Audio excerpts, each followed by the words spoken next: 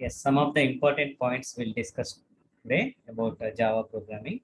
Okay, so the first thing is in Java, all code must reside inside a class. Without beginning the class, you cannot write a code like C++. Okay, in C++, you can write a code without a class using a main. Okay, but here in Java, all the code must be written inside a class. That's why Java is called pure object-oriented language.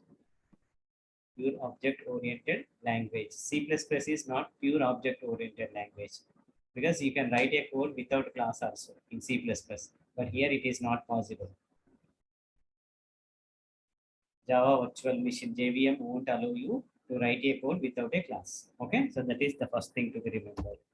Then name of the class, this already we discussed in yesterday's class. Okay, so name of the class must match with the name of the file that holds the program or where we are writing the program. That means program name and class name should be same. Okay, right. Next, Java is case sensitive. Okay, so that means the class name and file name should be same in the sense you cannot write lowercase and uppercase letters just like that. Okay, so say having defined a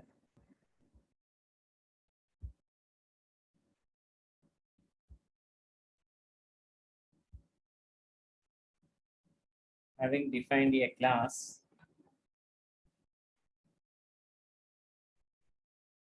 called as a, say you have defined a class called as a hello, something like, okay, or here actually this is not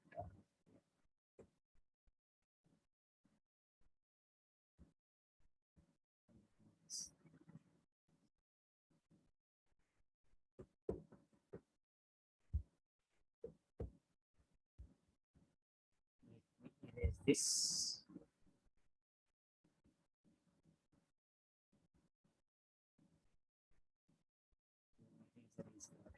Okay, right.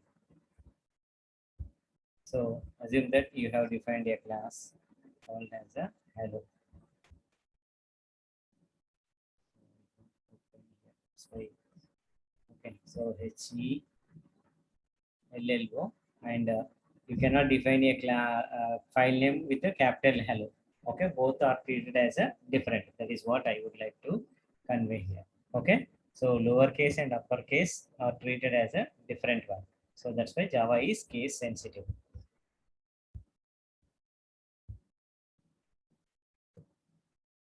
Then when we invoke the Java compiler, Java C example.java. Okay, so behind the scenes, what happened exactly? Okay, so that we need to understand. That means the Java compiler, what it will do, it compiles your source file. This is example.java is called the source file. Okay, so it compiles your source file and creates a file called example.class. Creates a file called as a example.class that contains the bytecode version of our program.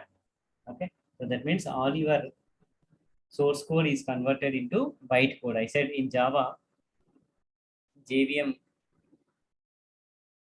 creates this bytecode when we compile our .java program. Okay, so that bytecode will present in example.class file. Okay, so that's how the .class file. So .class file is not the exact machine code which can be executed. Okay, so it is only a bytecode of our source code. Please remember. So this bytecode is nothing but it is an intermediate representation of our program that contains instructions to the Java virtual machine, which can execute these bytecodes. Okay, so it is an intermediate form of our code of our program. Bytecode is nothing but it is an intermediate code which a Java virtual machine can understand. Okay, so that bytecode can be understood by only JVM, not other machines. And JVM can execute that bytecode. Only JVM can execute that bytecode. That is how the security is provided to your program.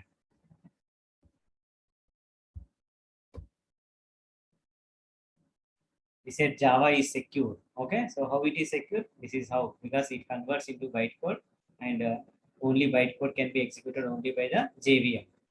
Okay, so that's how your program or Java is made secure. So output of this Java C, okay, it is not an executable code. Please remember, Java C does not create an executable code. Generally, what happens in compiled languages, when we compile, you will get an executable code. Okay, but here in Java, this Java C compiler does not create an executable code. Okay, so that means your bytecode is not an executable code. That is the point to be remembered.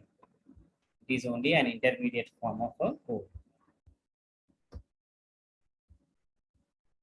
Now, the second thing is we need to know about this statement. We are writing public static void main inside the class. Okay, so what does each word mean to the JVM? That we need to understand why we are writing public static void main. Okay, right. So the first keyword public. Okay, and please remember, this is the starting point of your program execution. This is the line at which the program will begin executing. Okay, even though you have hundreds of lines of code. Okay, but your program execution always begins from this main method. This is the starting point of execution of our program.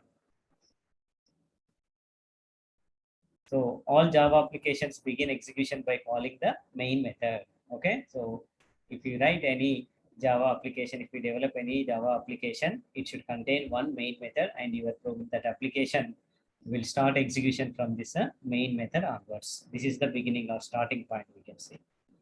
So the public keyword, this is called as an access specifier. Access specifier. The meaning is clear from the word itself. Okay, so it is self-explanatory. Access specifier. It specifies about the access to your main method. Okay, so which allows the programmer to control the visibility of class members. Okay, so how the class members can be accessed, or how they can be invoked,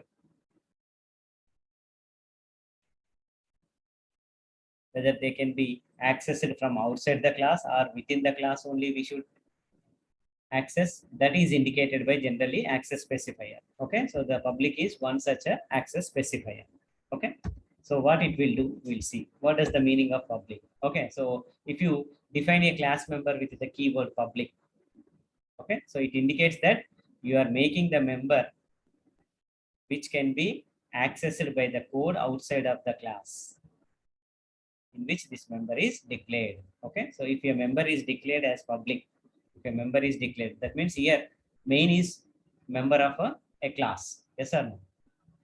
Main will write inside a class. No, so we'll say that this main is a method of a main method is a member of a class.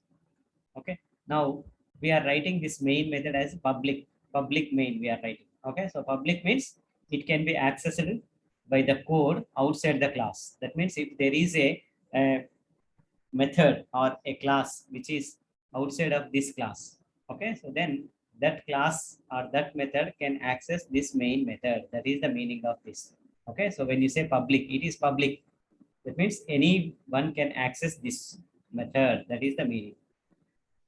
Okay, because main is the starting point, no, so that's why it should be made as public so that you can access, or the code outside the class can access this method, so that your program execution begins from this point onwards. Okay, so main should always be public, please remember. So there is another keyword, private. Opposite to public is private. Okay, so this private keyword prevents a member from being used by code defined outside of the class. Okay, we said public means we can access from the code outside the class. Yesterday's uh, code in previous video, we have defined two classes. Previous video, we defined two classes. Okay, so we defined main in one class. So the other class can access that main That we'll see as we proceed further. We can see how we can access outside the class a member. Okay, so if you define a member as a private, okay, so then this private member cannot be accessed by code outside the class. That means other class cannot access this member. Only within the class only we can access this member. That is how we'll provide security to the data.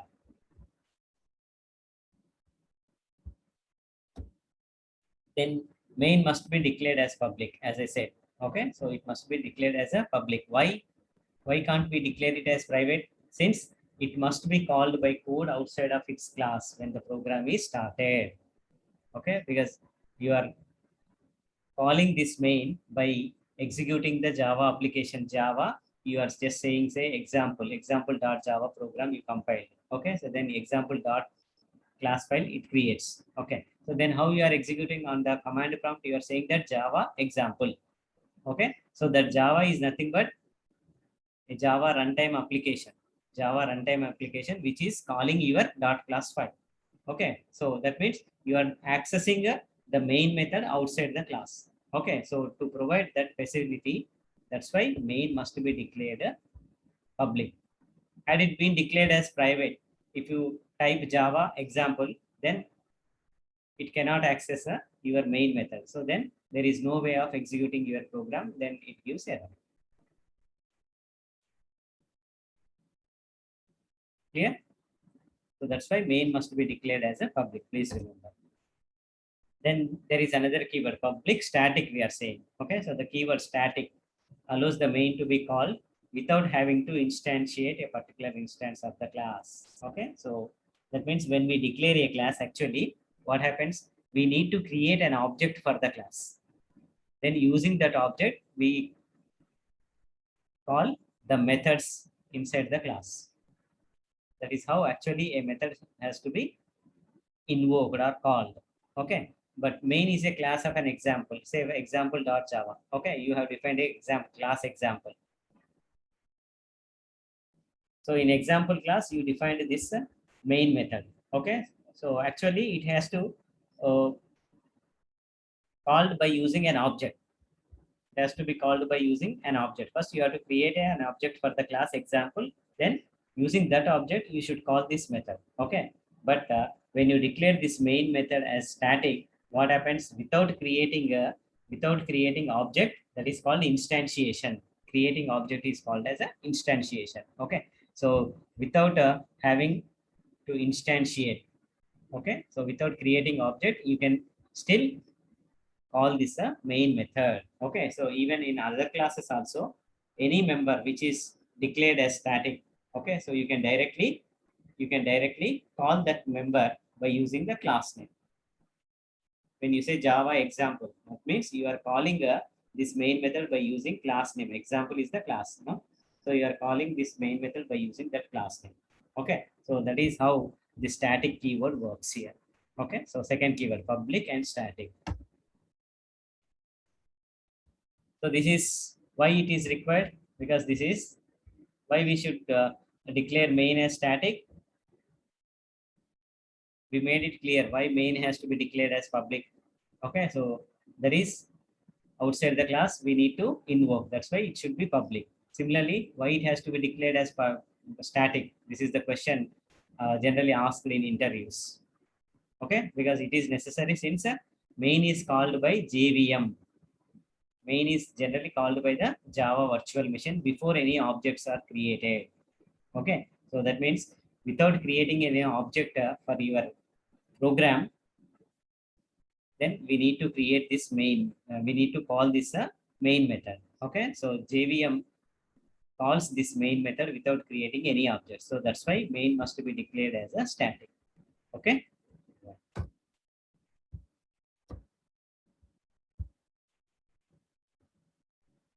Then next, the third keyword, public static void. Okay, so this void tells that compiler, it indicates the compiler that main is not going to return any value. Okay, so void means the main method is not going to return any value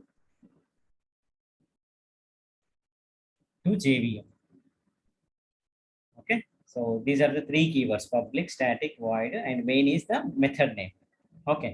Then within the parenthesis, we are writing string args. What does it mean? Okay. So this string args, that means when we are writing something inside the parenthesis, that indicates that we are passing some parameters. Yes or no? Okay. They are called parameters. So here it takes one parameter, string parameter.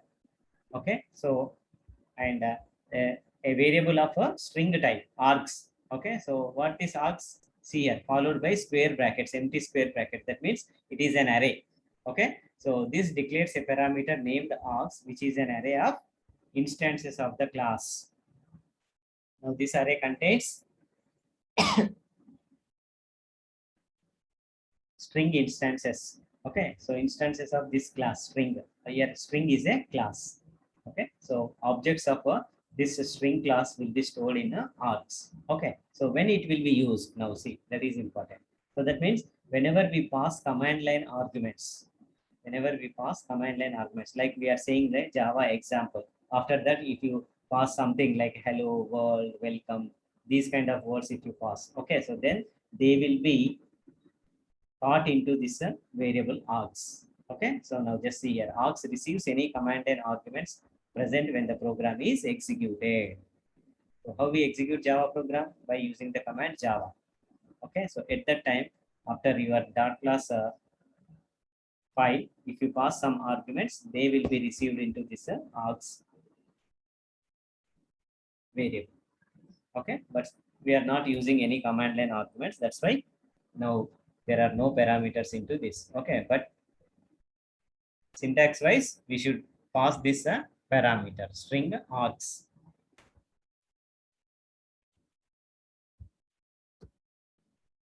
Then the last character on this line is open brace. Okay, so that indicates beginning of the main method. Okay, similarly, there will be at the end, there will be a closing brace which indicates end of the main method.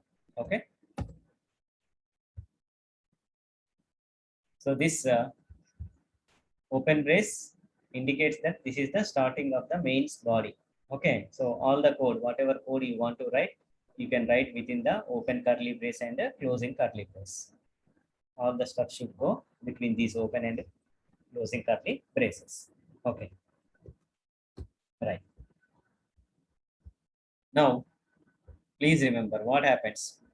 Main is simply a starting place for our program. Please remember. Okay, so that means if you write a complex Java program, okay, so that will contain dozens of classes. There may be number of classes, tens, 20s, hundreds of classes.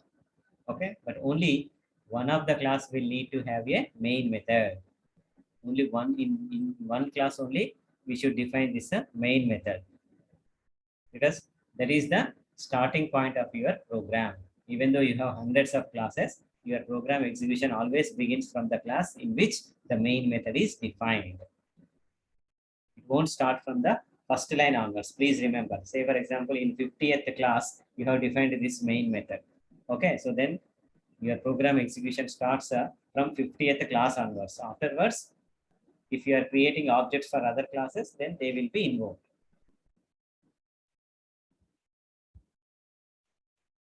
Then another important statement we are writing in our program is system.out.println. Okay, so this is some simple program or example program, some string we are printing. Okay, so what does each word indicate here? Okay, so this is also very important, sometimes asked in interviews. So generally, output println is a method. Okay, so which is used to display the output. Okay, so if you want to display your results or output, then we use this println method, first thing. Okay, so coming from this onwards, println is a method to display the output. Okay, so whatever string we pass within the double quotes here, then that string will be displayed onto the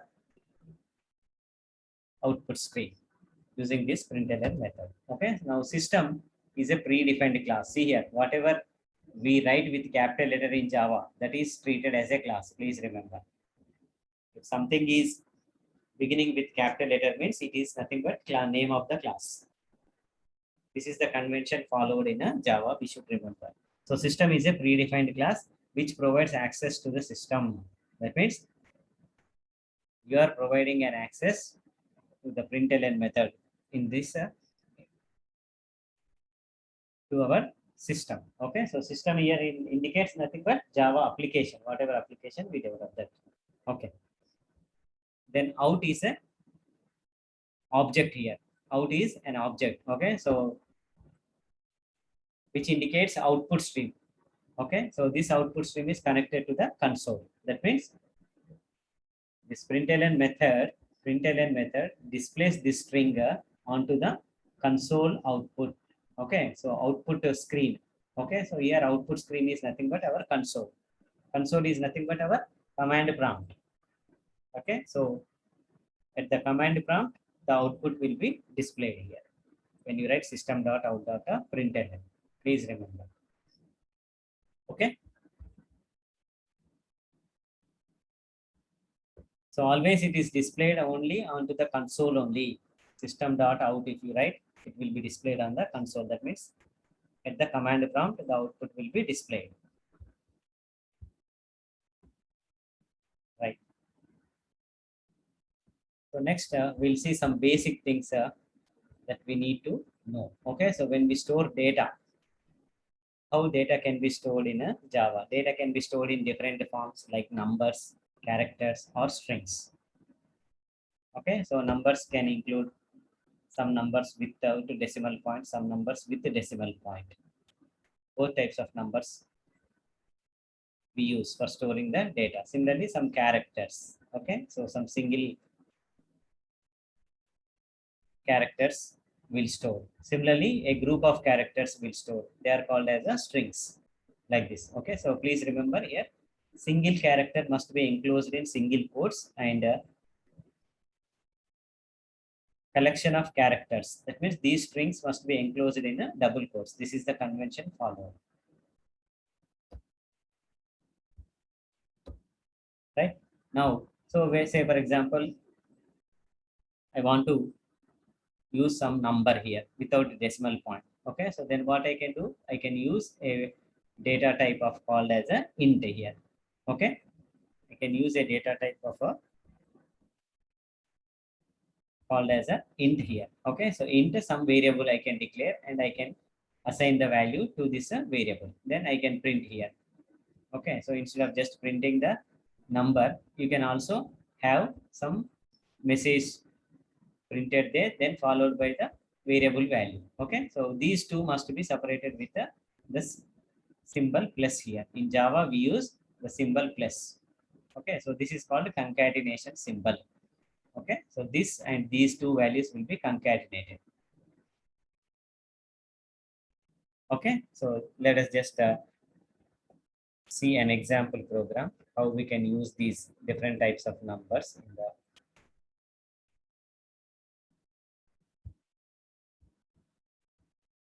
so let us write a simple program here.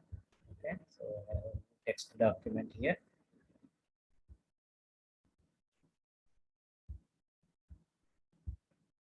So I define a class. Okay, so class called as a something like numbers, I say. Okay, so that we use all types of data types for those numbers. Okay, so first one is say, yeah. So inside the main we should write so public static void main. Then say string args.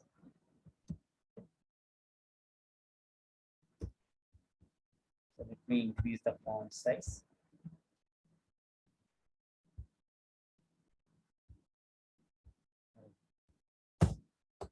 Now inside the main, what we can do is we'll define some. Okay, so something like age. Okay, so directly now this is called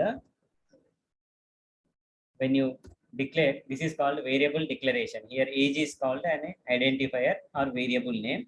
Okay, whose data type is int type. Here we can use same int data type in Java also. Okay, this is declaration. Then once all the variables must be declared in Java also, the same rule applies. Then you can assign the value afterwards. Say age is equal to something like 22. This is called assignment. Okay, so if you want this assignment to be done at the time of declaration. Okay, so then you can do that. Say something like int. Okay, so something like say weight. Okay, so if I say weight is equals to, okay, so 45. This is called initialization. Initialization of the variable. Okay, whereas this is called a declaration of the variable. Declaration of the variable, and this is called assigning value to variable. Assigning value to variable. These statements. Okay, so we should know the meaning of each statement. Assigning value to variable. Okay, so at the time of declaration, if we assign, then that is called the initialization, variable initialization. Okay, so this we can do. Similarly, we can declare floating point type numbers if you want. Then you can declare float. Instead of float in Java, better we use double type. Okay, so double, something like called what we can declare, something like height. Okay, say height is equal to say 5.2 or something we can declare. Okay, so double type we can declare like this. Now if you want to display these values, now we can use like this, say system dot out dot println. Okay, or print method you can use here. Print or print method, whatever you want, you can use here. Say for example, some message will display here instead of. Okay, so say age is equals to. Okay, and here we don't use any format specifiers like in C. So here what we need to do is we need to use the plus symbol. Okay, then followed by variable name. Directly give the variable name here. Okay, so then it displays age is equal to age value, it displays. So if you use println method, then each one will be displayed in new line. So I just copy paste this.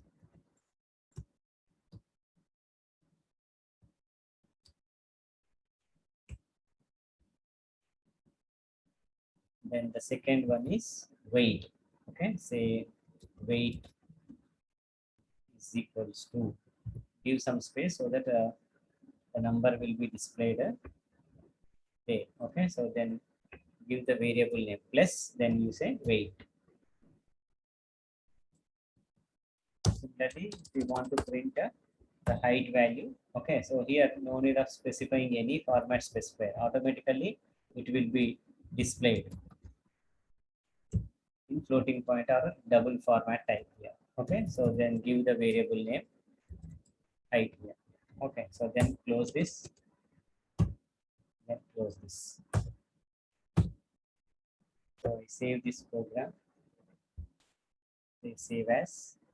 Okay, so what should be the file name? Numbers. Class name and file name should be same. No? Say numbers.java. You use the file name in double quotes and select the type as all files, so that the dot extension is enabled. It will be treated as .java file. Okay, right.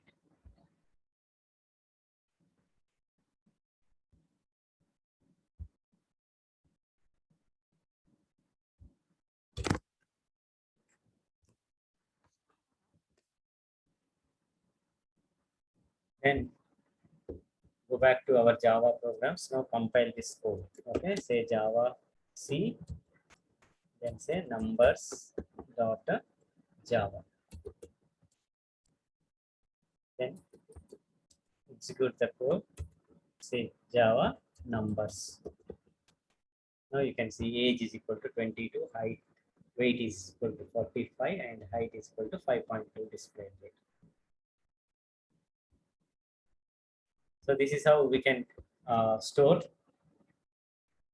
different types of numbers, floating point numbers and double type numbers or integer type numbers using this data type. Okay, so instead of float, better we use double in Java.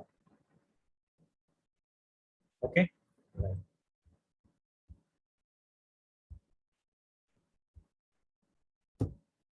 Then next comments, we can include comments in a programs wherever we want to add some statements for understanding of the program. Okay, so as I did in our program, now see, I have added some comment here. This is a comment line. Okay, this is also a comment line.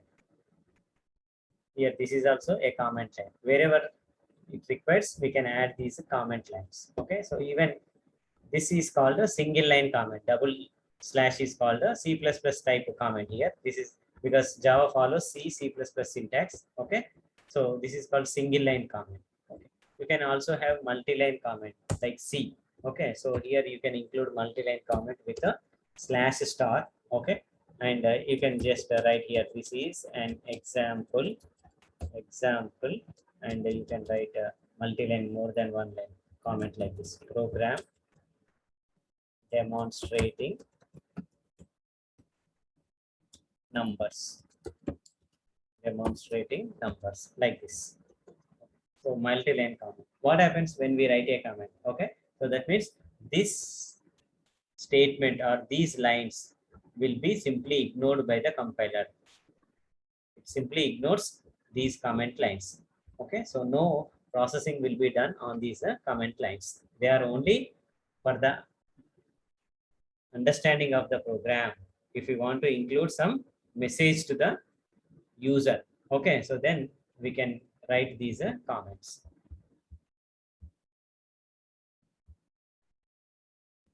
Not executed, just for documentation purpose we use them. Can be placed on any line, we can write on any line. So anything written after double slash is not executed, like this, as we said. Okay, so example you can see here, double slash, this is a comment. Okay, so this is not executed. So why we write? Generally comments used to explain or describe what is done in the program, just to tell about the logic of the program or what is happening in the program. Just in one or two lines you can describe, okay, in the form of a comment lines. And always writing comments is a good practice, please remember, because you might have declared a variable keeping something in your mind, okay, but the variable name, whatever you have taken, x you have taken, okay, so x you are assumed as a number here, but the other person who looks into your code may not understand the meaning of x, why you have taken x, in which context you have taken this x variable name as x. Okay, so that's why it is a good practice to use proper name for the variables also, instead of just taking a b c. Okay, so better use full name for the variable, so that because generally when you develop uh, uh, applications in corporate, okay, so it is more than one people, a group of people, or a more than uh, one team may be involved in developing such application. Okay, so that's why the other members, team members, should understand your code, should know the meaning of your variable names. That's why we need to include these comments in our programs. Then types of numbers, as we said, integer number and double type numbers. Okay, so without decimal point integer, and with the decimal point, they are by default they are treated as double numbers. In Java, if you write a number with the decimal point, okay, so that is treated as double type number. Please remember, not a floating point type. It is treated as double type. By default, it is treated as double type number. Now variable declaration, this also we did.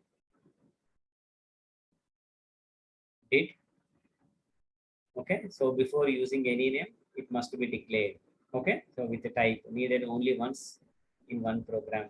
Okay, so generally at the starting of the program main method, we can do this initial declaration, variable declaration. Example syntax, if you do it, data type, then space, variable name, ending with the semicolon. This is how a variable is declared: data type, space, variable name.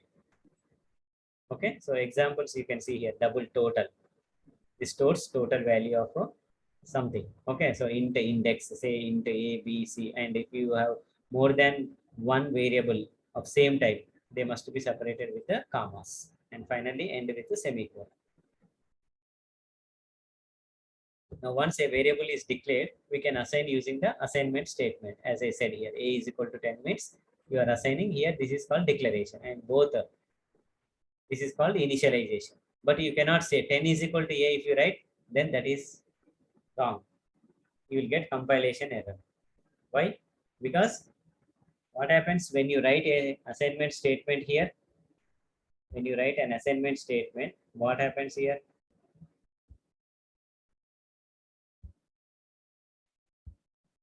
That means the left hand side value will be assigned or stored into the location of right hand side value.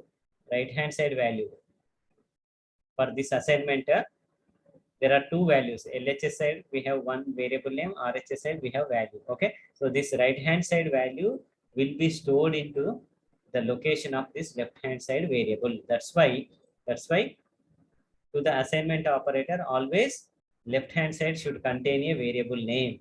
Left hand side should contain a variable name. If you write like this, that means some number is equal to some variable name, then this gives error, because assignment will be done from right to left. Okay, so from this to this, it will be done. So A contains some number, that number has to be stored somewhere. No, so here 10 indicates number. There is no storage location. So that's why this is not possible and this gives error. Okay, so this is wrong way of writing a assignment statement. Now see here, left hand side is always a variable for assignment. Okay, like this. Say when you write declare a variable here, okay, so memory will be created for this variable A. This is how the variable memory is created, like this. So here the value will be stored. If you say 10, then that value, when you say A is equal to 10, the value 10 will be stored here. In this memory location, the value 10 will be stored.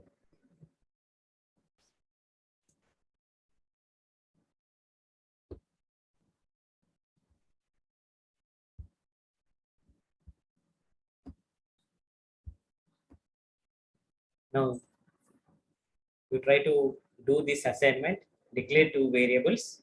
Okay, so try to print values of these two variables, because you have not assigned any value. You try to print the value. Okay, what it prints, just you check out A value and B value. Now you assign a value 4 to A. Then you print again both A value and B value. Just you check out whether A is printed as 4 and B is printed as what. Okay, now you assign the value 7 to B. Now you print. So when you print, both A value is 4 and B value will be printed as 7. Now you assign B value to A. Then you print. What happens here? Right to left assignment will be done. Okay, so B value will be stored into A. So what is the B value? 7. This 7 will be overwritten here on A. So 4 is gone. Now A contains 7. So when you print, A value is 7 and B value is 7. Again you say B is equal to A. So A value will be stored in B. What is A value? 7. That will be stored in B. Already 7 is there. Okay, so A and B will be same here. Now if you say A is equal to 5 again, now the previous value is gone and in A this new value will be stored. Okay, so 7 is gone now. Okay, then this 5 will be stored into A. So after each assignment you print A values and you check out whether it prints this kind of output or not. Okay, this is one assignment. Next, we'll go with character data. So single characters, if you want to handle, that is done by using these character data. Okay, so and always single characters are enclosed in a single quotes. Please remember how it can be declared by using the data type char something space and variable name ch. So this variable ch now can store only single character. Okay, so once you declare this, what happens? Just I'll show the memory diagram. It is always better to check the memory diagram. Okay, so when this variable is declared like this, for ch memory will be assigned or allocated like this.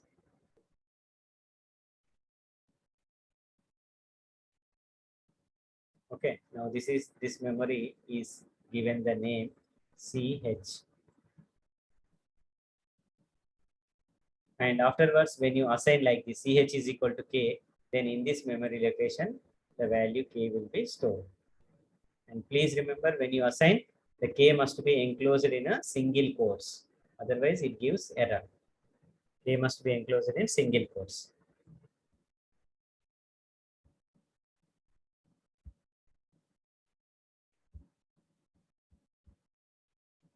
Next, string data. That means group of characters. Okay, so strings are sequence of characters enclosed in double quotes. How we declare string variables?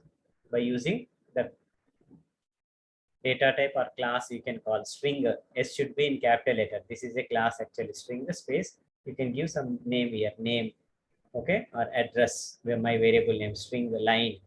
Okay, then afterwards you can assign the values like this. In Java, this assignment operator works on strings. In C, you cannot write a statement like this. Okay, but in Java it is allowed because this string is a class here and these are treated as objects. Okay, so you can do this kind of assignment. Say name is equal to ram, then line, this is a line, and you must enclose this in double quotes. Please remember, even single character, if you enclose in double quotes, that will be treated as a string only.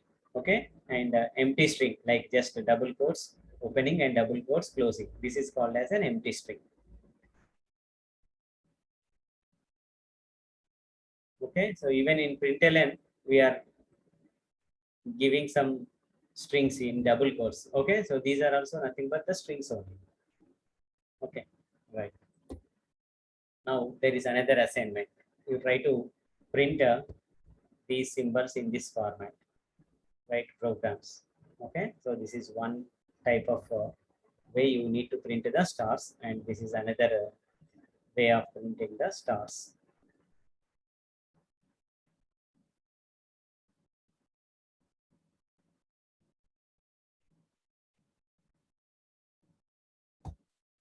Okay, thank you. Yeah, any doubts, Sejal?